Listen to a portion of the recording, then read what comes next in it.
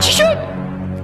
بک جامپ فری فایر برگشت؟ توتاریال بک جامپ چطوریه؟ میدوی ماست میزنی فریلوک میپری مش میزنی. ویدیو رو لایک کنید بریم بدویم ماست بزنیم فریلوک بپریم و مش بزنیم ببینیم کار میکنه یا نه. حاجی 10 بار تکرار کردم بتونم این جمله رو بدون سوتی بگم. چقدر سخت بود. چی بود گفتم؟ میدوی ماست میزنی فریلوک میپری مش میزنی. خب اولش یه دونه دنس میزنیم که تا حالا داخل ترینینگ به این شکل دنس نزدم، فقط تو لابی میزدم. خب میایم اینجا چند تا ماسک میگیریم و بریم تستش کنیم دیگه. خب میدویم ماسک میزنیم فریلوک که نشد، یه بار دیگه میدویم ماسک میزنیم فریلوک که باز نشد.